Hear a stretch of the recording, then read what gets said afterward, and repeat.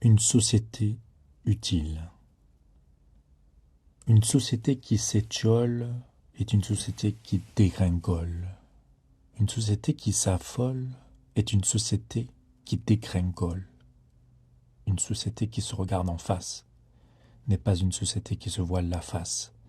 Une société qui reste tenace n'est pas une société qui se voile la face.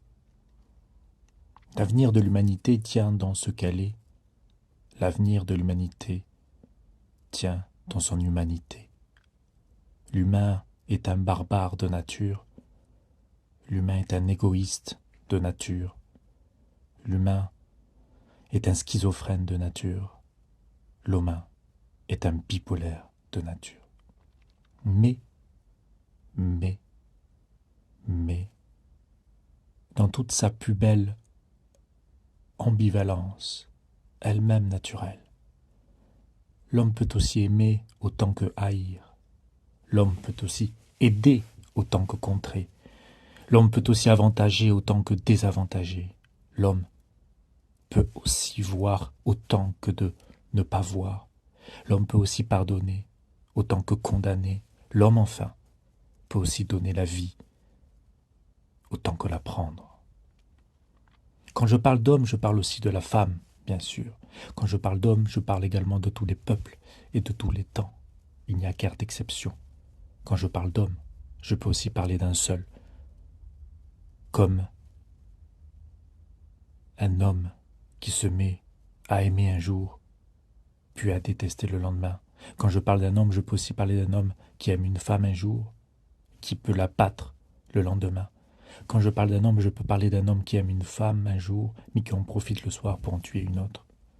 Quand je parle d'homme, je peux également parler d'un homme heureux une année, puis d'un homme très malheureux l'année suivante.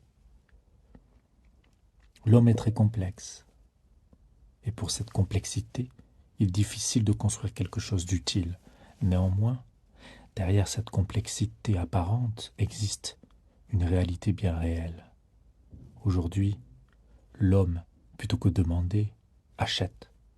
Aujourd'hui, l'homme, plutôt que construire, détruit ou rachète.